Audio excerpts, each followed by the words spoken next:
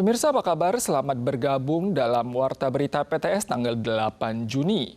Gempa bermagnitudo 7,8 SR mengguncang Pulau Mindanao di Filipina sekitar pukul 7:37 pagi ini, mengakibatkan sejumlah bangunan setempat ambruk. CWA segera mengeluarkan 2 peringatan tsunami yang berpotensi melanda kawasan Samudra Pasifik. Namun tinggi gelombang tsunami yang diprediksi mencapai Taiwan tidak melampaui 30 cm. Para siswa berjongkok sambil berbaris di lahan terbuka saat gempa mengguncang. Beberapa detik kemudian, bangunan di belakang mereka ambruk. Rekaman warga juga menunjukkan sebuah gedung roboh setelah tak mampu menahan guncangan hebat. Restoran cepat saji di lantai dasar dan stasiun radio di lantai atas hancur total. Peristiwa mengerikan ini terjadi di Pulau Mindanao, Filipina pada tanggal 8 pagi pukul 7:37 ketika gempa bermagnitudo 7,8 SR mengguncang wilayah tersebut.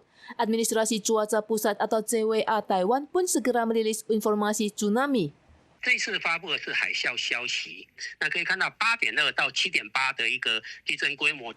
Berdasarkan pengamatan CWA, tinggi gelombang tsunami saat tiba di Taiwan diperkirakan di bawah 30 cm sehingga belum memenuhi standar peringatan tsunami. Setelah pembaruan laporan versi kedua, intensitas gempa direvisi dari 8,2 menjadi 7,8 SR dan dampak terhadap Taiwan diperkirakan tetap terkendali. 那当地可能会有小海啸，但是我们台湾不会有海啸。 Meski getaran gempa terasa hingga Sulawesi Utara, pakar mengimbau warga Taiwan tidak perlu panik. Walau berada di zona pertemuan lempeng Eurasia dan lempeng Laut Filipina, jarak Taiwan yang sangat jauh dengan pusat gempa membuat aktivitas tektonik ini tidak akan menyalurkan tekanan yang mampu memicu gempa susulan di Taiwan. Front awan hujan pelam telah tiba dan mendatangkan curah hujan terintens pada tanggal 9 dan 10. Sementara itu, curah hujan berkelanjutan selama beberapa hari terakhir membuat jalanan setempat licin. Kemarin sebuah bus yang membawa turis Filipina terguling di Kabupaten Nantau. Total 16 orang terluka. Sebuah bus berukuran sedang yang mengangkut turis Filipina terbalik 180 derajat di lereng jalan provinsial nomor 14 Nantau pada tanggal 7. Kecelakaan diduga terjadi akibat jalanan licin setelah diguyur hujan saat bus melewati tikungan menurun. Insiden ini menyebabkan 16 orang termasuk pengemudi mengalami luka-luka. 我们初步研判是因为驾驶他天雨路滑，在这个下坡陡弯处他自己车速过快了，那导致车辆有这个翻覆的一个现象。 Selain itu, kecelakaan akibat hujan juga terjadi di distrik Annan, Tainan dini hari tanggal 6. Seorang pengemudi pria yang diduga kurang memerhatikan kondisi jalan di depannya tewas setelah mobilnya menabrak tiang lampu jalan.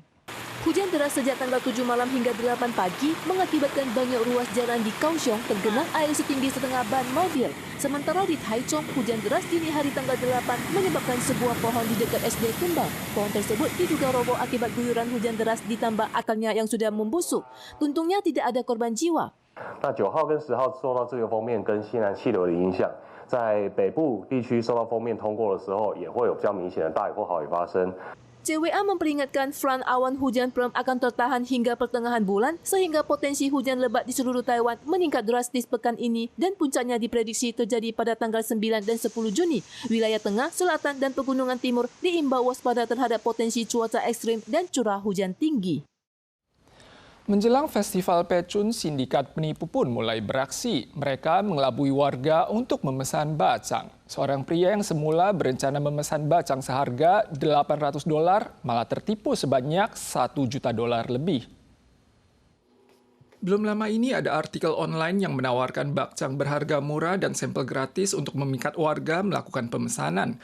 Namun pelanggan yang mengisi formulir selalu menerima pesan yang menyatakan formulir belum diisi secara lengkap. Mereka diminta menghubungi layanan konsumen lewat Line guna mendapatkan bantuan. Seorang pria yang mengikuti instruksi tersebut kehilangan lebih dari $1 juta Taiwan. Statistik menunjukkan kasus penipuan terbanyak dalam 5 bulan pertama tahun ini merupakan belanja online. Bulan Mei saja hampir mencapai 4.000 kasus. Warga diimbau berhati-hati. Kasus mengemudi di bawah pengaruh narkoba semakin merajalela. Baru-baru ini seorang pria di Changhua menolak tes air liur dan menabrak 2 polisi, mengakibatkan cedera parah pada kedua kaki kepala polisi kantor Changhua. Pengadilan memutuskan pelaku dibebaskan tanpa jaminan yang memicu amarah publik. Menanggapi hal ini, Kementerian Kehakiman berencana memperberat sanksi hingga 5 tahun penjara dan 3 hingga 10 tahun masa penjara bagi yang menimbulkan cedera parah. Kasus mengemudi di bawah pengaruh narkoba semakin marak. Di Changhua, seorang pria menabrak polisi hingga luka berat karena menolak diperiksa. Meski jaksa meminta penahanan, hakim justru membebaskannya tanpa jaminan dengan alasan minim risiko melarikan diri, memicu kecaman publik.